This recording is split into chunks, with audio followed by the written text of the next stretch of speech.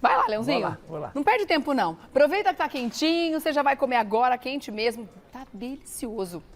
Bom, agora a gente vai falar de um assunto super importante, principalmente para essa época do ano, né, gente? Estamos no inverno, quer dizer, chegando no inverno, ainda estamos no outono. Mas aí, a demanda por temperatura dentro de casa já aumenta. Muita gente já está ligando o aquecedor, já viraram ali o chuveiro para o inverno, né? Numa dessa, de repente, a sua casa não aguenta, pode dar uma sobrecarga no sistema. Como deixar a sua casa segura para evitar acidentes? A gente vai falar com Edson Martinho, que é engenheiro eletricista. Seja bem-vindo, você está bem?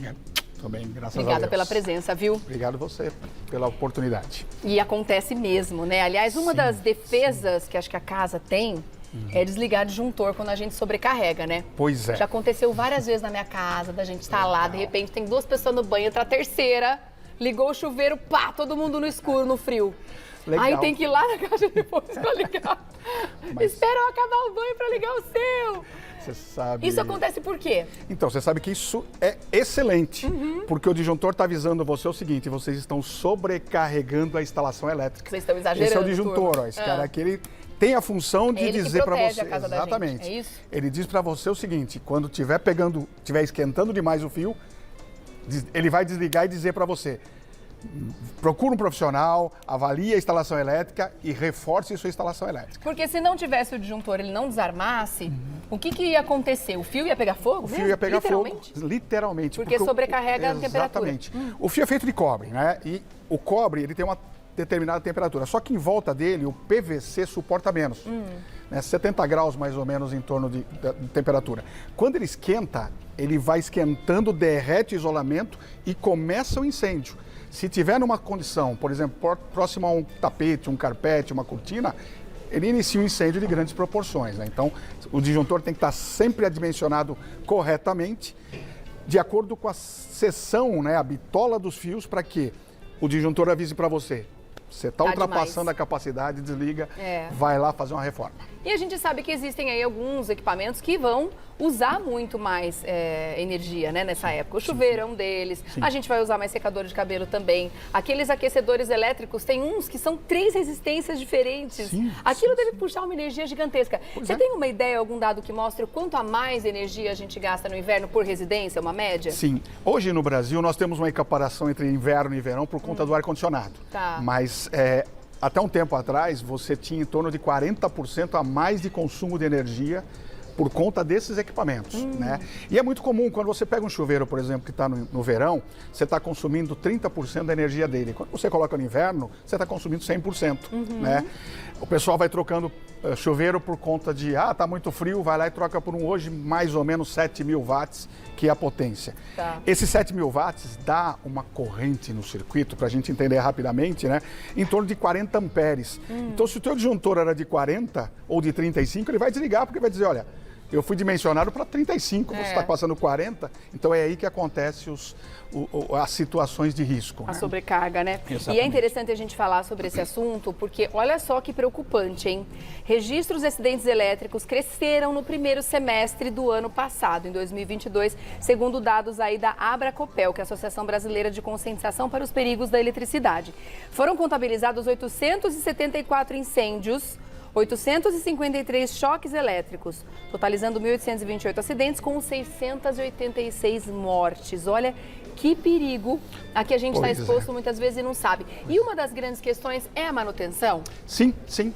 A grande maioria dos acidentes de origem elétrica, eles são evitáveis com manutenção ou às vezes com poucas informações. A cada quanto tempo a gente precisa dar uma olhada no quadro, ver como é que está a fiação, ou até mesmo trocar, porque de repente é uma fiação antiga, a casa tem aí seus 30 anos e a pessoa nunca teve essa preocupação? O ideal é que a cada 5 anos você contrate um profissional qualificado para ele fazer uma revisão e dizer para você: olha, precisa ajustar aqui, precisa ajustar ali, e aí você faz o ajuste na sequência. A cada 5 anos? 5 anos em média. Tá. E pode ser que seja necessário trocar toda a fiação da casa, se for uma casa antiga, né? Sim. Acontece isso muito. Eu fiz isso na minha casa, eu comprei ela. Reformei. E aí fizemos a reforma completa da instalação elétrica. Para ficar tranquilo por muito tempo depois. Sim, né? sim. Os fios, eles vão envelhecendo. Olha aqui, eu trouxe uma situação interessante, né? Você está vendo aqui, essa famosa gambiarra.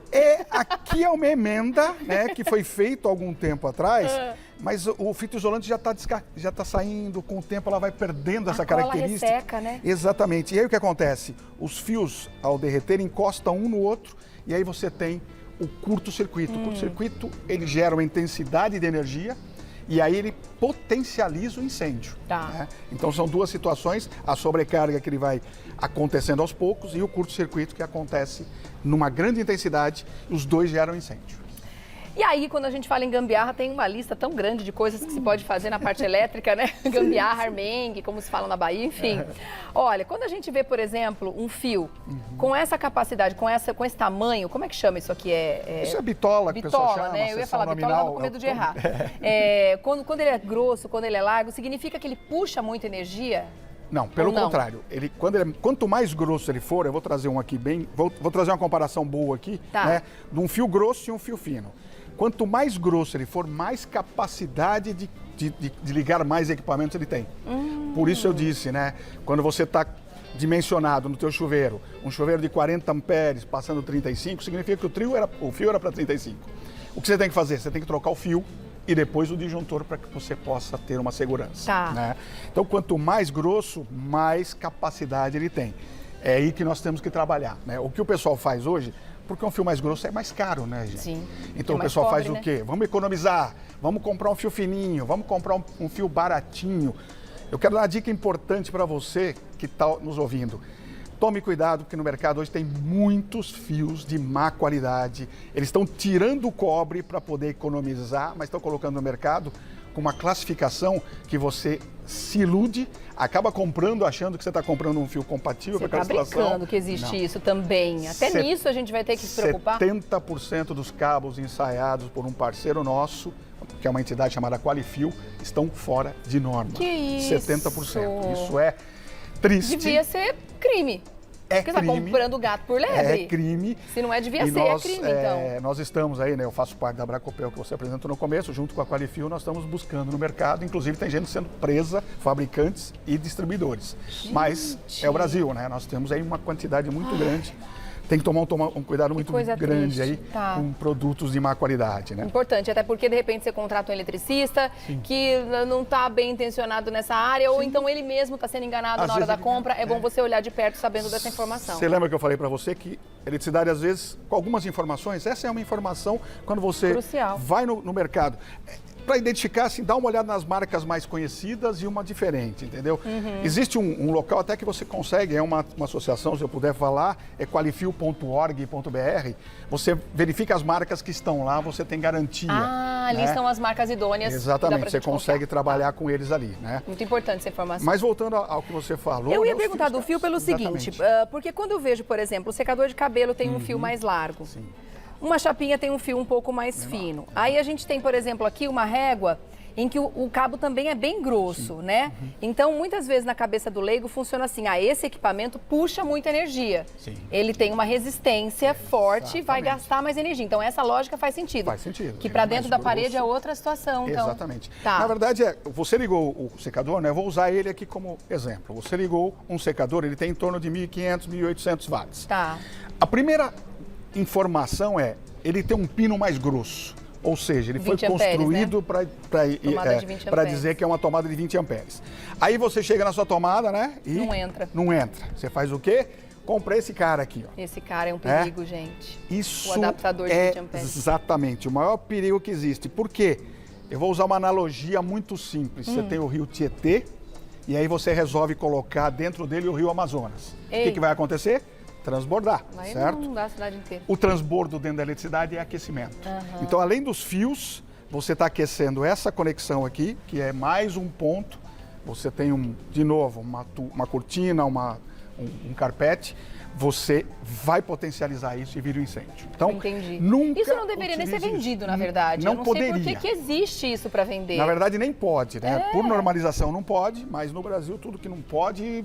Dá-se um jeito por aí, né? Então a gente pode considerar que esses equipamentos, adaptações, réguas, eles podem ser potencialmente perigosos ou existem formas seguras de usar? Por exemplo, vou ligar um montão de coisa numa régua, por exemplo. Atrás da geladeira está o meu freezer, a minha geladeira e o micro-ondas ligados numa régua. Vamos lá, esse cara aqui, ó, é um Benjamin, né? Todo mundo conhece, tem outras formas de ter. Esse cara aqui, ele não transforma a sua tomada em 3 tomadas. E não aumenta a capacidade da tua tomada para 3, tá? O que ele faz é te ajudar a ligar 3 equipamentos onde a potência máxima é igual àquela da tomada. Vamos fazer um cálculo simples, tá? Pega o teu equipamento lá atrás, cada equipamento tem uma informação, né? Essa informação tem um V, um VA ou um W, que é o watt ou volt ampere, né? Que é a potência do equipamento. Essa aqui, por exemplo, ó. Essa deve ter essa é bivolt, né? Deve ter um W ou um VA. 48 a 52 watts. Isso. Entendeu? Essa somatória de equipamentos você pode ligar, né? Desde que não ultrapasse 1000 watts. Então você pegou um equipamento de 50 watts, pegou um equipamento de 200 watts, pegou um equipamento de 500 watts, você já está falando em 750. Então só pode esse ligar. aqui já... Esse aí já ultrapassou. Já é impossível. Esse já não consegue ligar. Como é que você faz isso? Com uma instalação específica para ele, né? Uma instalação específica para ele. Tá. Então, porque é uma situação. É importante que as pessoas entendam que isso aqui, ó, ou isso aqui é completamente diferente de você ter uma caixinha na parede com 4 tomadas. Exatamente. Porque na tomada tem cada tomada está ligada num fio diferente que carrega essa corrente. Aqui você está concentrando tudo na mesma corrente. Num único circuito, exatamente. Como é que você me perguntou, né? Como é que eu faço para trabalhar? Isso aqui é uma extensão que nós usamos, uma régua, né? E ela tem originariamente, né, um fusível.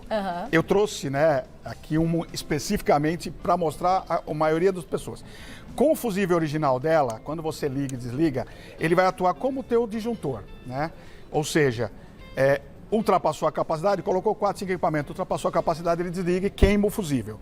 O que não pode ser feito é pegar esse fusível aqui, tirar, fazer uma gambiarra, porque aí você perde a capacidade dele desligar. Né? Isso não pode ser feito. E aqui ele tem um liga-desliga. Então esse tipo de equipamento é adequado para você ligar. Por exemplo, lá na sala você tem lá a TV a cabo, você tem a televisão, você tem mais 2, 3 equipamentos. Ou aquele modemzinho da internet. Isso, exatamente. Então ele pode, porque são pequenas potências somadas, ligadas ali sem problema. Aí vai ser seguro. Aonde você não pode ligar isso em hipótese alguma? Aonde você acabou de vir, da cozinha. Na cozinha você tem um micro-ondas com potência alta, você tem geladeira, você tem forno elétrico, você tem air fryer, você tem uma série de coisas. Air fryer deve puxar um montão, né? É 1.500 watts, o micro-ondas é 1.600, 1.700, um forno de micro-ondas é 1.800, ou seja, passou daqueles 1.000 que nós falamos. Então, tecnicamente, todos esses equipamentos deveriam ter uma tomada específica. Cada um com a sua tomada. Ou uma única tomada que você tira um e coloca outro. Nunca utilize esses equipamentos. Ah, mas aí eu vou ter que quebrar a parede. Gente, dá para colocar conduíte externo. Sim, tem um monte de solução que dá para fazer, contanto que sua vida fique segura e sua família também, né? Agora eu tô vendo aqui o celular e o carregador. Super importante falar deles também, porque não é uma vez, nem são duas, que a gente ouviu histórias e relatos de carregadores que ficam direto na tomada. A pessoa, ele praticamente mora ali. Sim. E, de repente, dá uma sobrecarga ou ele pega fogo. Isso é um grande risco também. Sim. O celular, desde 2017, ele começou a apontar para a gente acidentes de choque elétrico e de explosão e de incêndio, né, gerando incêndio. Esse número tem gerado em torno de 20, 22 mortes por ano com celular, ou por incêndio. Isso a gente está falando só de Brasil? Só de Brasil. Só de Brasil? Só de Brasil. Caramba! Entendeu? E aonde mora o perigo, Regiane? Esse cara aqui, ó. A gente está até mostrando uma arte, mostrando a projeção aí legal, esses são os dados, números, exatamente. Dos dados falando das mortes envolvendo acidentes com choques elétricos e incêndios. Você está vendo, nós tivemos 1.828 incêndios no ano passado. Sim. Isso dá 5 acidentes por dia. Meu Deus, só no Brasil? Só no Brasil, 5 acidentes. Nós estamos aqui no meio do dia, hoje já foi 2 na estatística, indo para o terceiro. Daqui a pouco. Daqui a pouco mais Que perigo, gente. E aonde mora o perigo aqui, né? Ó, isso aqui, ó. Carregador não original, celular não original. Essa conjunção, né? O carregador original, ele vem com um dispositivo de proteção que quando você está carregando e chegou no limite, ele para de mandar elétrons para carregar. Né? De uma forma simples falando, né? Para de mandar elétrons para lá. E aí fica tranquilo, ele esfria tudo. O carregador não original, o que ele faz? Ele vai esquentando, esquentando. Quando a bateria chegou no limite, ele não para. Ele continua esquentando, esquentando, esquentando. E aí a bateria vai inchando, ou ela explode, ou o carregador esquenta demais e pega fogo, né? Então, são situações que nós vemos aí diariamente de risco. E já aconteceu da pessoa falando com o telefone, ligado na tomada, o telefone explodir no rosto da pessoa. Isso é muito perigoso também, né? Tem. As baterias... Nunca falar com o telefone carregando ao mesmo tempo. Nem falar, nem jogar, nem brincar. Outra coisa que o pessoal costuma fazer muito, né, Jane? É pegar o celular, colocar para carregar, colocar debaixo da cama, debaixo do travesseiro e deitar e dormir. Ou colocar um fone de ouvido e dormir. O perigo potencializa, porque imagina, você está esquentando e abafando o celular. Né? Então a nossa regra é, deixa o celular carregando, 1,5 metro da tua cama, de preferência numa superfície fria, né?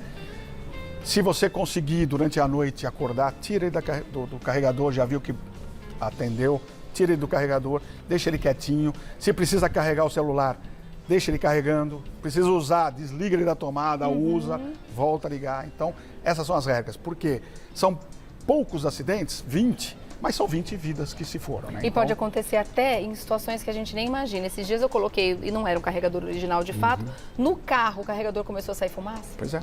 É a mesma do fio do carro, imagina, a bateria do carro nem tem a potência de uma tomada da nossa casa. Imagina se fosse numa tomada, né? Que pega muito mais. Agora, só para finalizar, é uma boa opção, então, até 1000 watts, para quando a gente coloca uma régua para ligar vários equipamentos. O T não, porque não tem essa proteção. Eu queria saber da questão do fusível. É uma boa opção porque se de repente você colocar mais do que ele vai aguentar, o que queima é o fusível e não o seu equipamento também. Exatamente. O fusível vai queimar. É um sinal do tipo, ó, foi demais para mim. Exatamente. Tá. Aí mesmo jeito que você falou do teu disjuntor, que está desligando, então está te avisando, a proteção da régua é, você ultrapassou, desliga o equipamento, conserta a tua régua.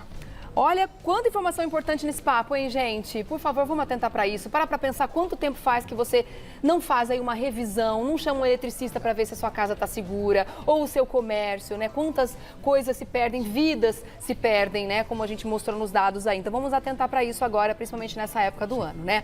Quer fazer contato com o Edson Martinho, que é engenheiro elétrico? Você vai lá e começa a seguir @Abracopel, com L no final, tá? @Abracopel, Associação Brasileira de Conscientização para os Perigos da Eletricidade. Querido, obrigada, viu? Obrigado. Até a próxima. Até a próxima. Obrigada pelas informações. Falando em preparar a casa...